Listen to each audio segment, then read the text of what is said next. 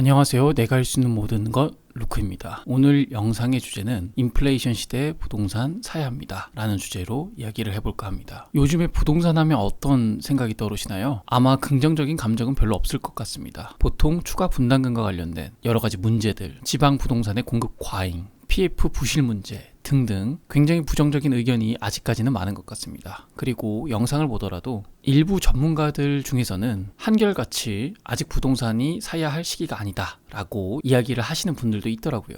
여러분은 어떻게 생각하시나요? 저는 개인적으로 그런 전문가들이 정말로 무책임한 말을 한다고 생각합니다. 상식적으로 당연히 그런 무책임한 말들에 속아 넘어가는 사람들이 별로 없을 것 같다라고 생각을 하는데 댓글들을 보면은 정말 과간입니다. 일반적으로 상승론을 이야기하는 부동산을 사야 한다고 하는 저와 같은 사람들의 댓글을 보면 특별한 반응이 없는데, 부정론을 이야기하는, 부동산 하락을 이야기하는 사람들의 댓글을 보면은 굉장히 그런 이야기들을 맞장구 쳐주는 댓글들이 많더라고요. 제 상식으로는 어떻게 그런 말들에 선동을 당할까라고 이해가 안 가는 부분들이 많은데, 오늘 영상에서 그 이유를 인플레이션의 관점에서 하나하나씩 풀어볼까 합니다. 부동산이 상승할 수밖에 없는 이유를 들자면 정말 다양한 것들을 살펴봐야 될 건데, 그렇게 한다면 영상 시간이 너무나 길어질 수 있기 때문에 오늘은 단순히 인플레이션의 관점에서만 이야기를 하려고 합니다. 왜 그렇게 하는 것이냐면 인플레이션의 관점에서 부동산을 바라보는 것이 가장 중요하기 때문입니다. 여러분들이 만약 영상을 켰는데 어떤 부동산 전문가가 인플레이션을 제외하고, 특히나 지금과 같은 시기에 인플레이션을 제외하고 부동산의 상승 혹은 하락을 논한다면 굉장히 핵심적인 포인트를 빼놓고 이야기를 하는 것입니다. 물론 시간이 없기 때문에 다른 수급적인 요인, 그 다음에 PF 문제라던가 대출과 관련된 여러 가지 이슈들, 또 자신의 소득 대비 얼마나 부동산이 비싼지를 측정하는 지수도 있던데, 저는 그런 지수에 관심이 전혀 없기 때문에 이름도 잘 모르겠습니다. 어쨌든 그런 것들을 들먹이면서 부동산에 대한 이야기를 하는데 정말 어처구니가 없는 것이죠. 가장 먼저 나와야 될 이야기 중에 하나는 바로 인플레이션입니다. 인플레이션을 빼놓고 부동산은 이야기할 수가 없습니다. 그러면 인플레이션에 관해서 직관적으로 우리가 쉽게 이해할 수 있는 부분들, 그리고 그런 이유들에 의해서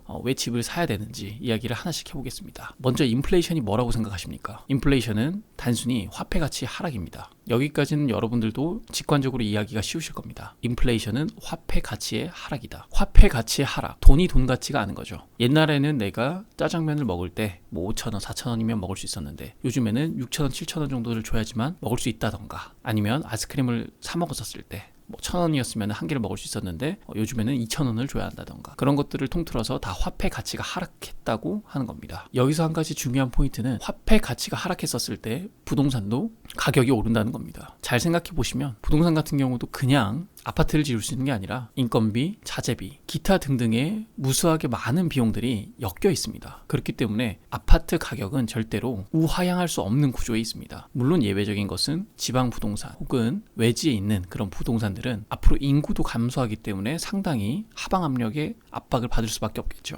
반대로 서울이나 선호 지역에 있는 수도권 같은 경우는 제가 예시를 들었던 짜장면이나 아이스크림 같은 것들보다도 훨씬 더 희소성이 있기 때문에 그것들이 인플레이션에 의해서 가격이 올랐다면 당연히 희소 가치가 더 높은 부동산 같은 경우는 가격이 더 많이 오를 수밖에 없습니다. 다시 한번 정리하자면 인플레이션이 발생했었을 때 희소성이 있는 부동산의 가격은 오른다입니다. 그리고 그 가격이 오른다라는 정도가 중요할 건데, 그 정도는 우리가 생활에서 체험하는 물가 상승률의 범위를 부동산의 특성상 넘어설 수밖에 없다. 왜냐하면 공급을 쉽게 할 수 없기 때문이죠. 여기까지 이해하셨다면 이제 그 다음으로 살펴보아야 할 게 있죠. 오케이, 지금은 인플레이션이 일어났어. 근데 앞으로는 어떻게 될까? 이걸 한번 봐야겠죠. 앞으로는 인플레이션이 일어날 수밖에 없는 구조가 계속 지속될까요? 아니면은 그 반대일까요? 그 반대라고 한다면 대표적인 예가 일본이고요. 간혹가다 경제 상식이 부족한 사람들이 오히려 디플레 혹은 물가가 오르지 않는 상황이 좋은 거 아니냐라고 이야기를 하실 수 있는데, 만약 그런 생각을 하신다면 정말 부끄럽게 생각하고 공부를 좀 하셔야 됩니다. 왜냐하면 본인의 경제에 대한 이해력이 부족함으로 인해서 내가 앞으로 지켜나가야 할 가족들의 생계가 위협을 받기 때문입니다. 다시 본론으로 돌아와서 앞으로 인플레이션이 어떤 방향으로 흐를지, 즉 화폐 가치가 과연 희소성이 있게 될지 아니면 점점 더 낮아지게 될지, 조금 과격한 표현을 쓰자면 쓰레기가 되어갈지 따져보자고요. 첫 번째는 공급입니다. 최근에 대선을 보면은 아마 많이들 느끼셨을 겁니다. 국민들은 정부에서 더 많은 돈을 풀어주기를 원합니다. 더 많은 지원을 해주길 바라고 매달 생계와 관련된 지원금을 주기를 바랍니다. 그런데 그게 가능할까요? 그리고 그게 인플레이션에 어떤 영향을 미칠까요? 정부는 무제한적으로 화폐를 찍어낼 수 있는 그런 집단이 아닙니다. 결국 그것이 의미하는 것은 화폐를 많이 발행한다는 건 재정 적자를 의미합니다. 재정 적자에 대해서 생각을 했었을 때 우리는 세금적인 측면과 그리고 국채 발행을 통해서 재정을 메꿀 수가 있습니다. 하지만 정부가 선택할 수 있는 선택지는 생각보다 많지는 않습니다. 왜냐하면 첫 번째로 세금을 무제한적으로 올릴 수가 없기 때문입니다. 서민들의 세금을 올리는 것도 표를 생각한다면 상당한 반발이 있기 때문에 올리는 것이 쉽지 않을 것이고, 돈이 많은 사람들 혹은 기업들의 세금을 올리는 것은 가능하기 때문에 그런 것들을 부분적으로 하긴 하겠지만, 사실상 전반적으로 세금을 높이지 않는 이상은 재정 적자를 메우는 게 쉽지 않습니다. 세금에서 재정 적자를 메울 수가 없다면 그 다음은 국채 발행입니다. 대내외적으로 봤었을 때 아직까지 한국의 국채는 다른 국가에 비해서 체력이 좋은 편이기 때문에 외국인 투자자들이 선호한다고 합니다. 하지만 정부가 재정 적자를 메우기 위해서 국채를 계속해서 발행하게 되면 공급과 수요의 법칙에 의해서 국채 가격은 떨어지게 될 것이고 금리는 올라가게 되겠죠. 국채 금리가 올라가게 되면 당연히 회사채 금리는 더 많이 올라갈 수밖에 없습니다. 아무리 좋은 기업이라고 한다고 한들 국가보다는 신용도가 높을 수가 없습니다. 그렇게 해서 회사채 금리가 올라가게 되면 기업들이 투자하기에 좋은 여건이 만들어지지 않습니다. 회사채 금리의 상승에 의해서 기업들이 투자가 어려워지게 되면 세수는 더 거치기 어려워질 것이고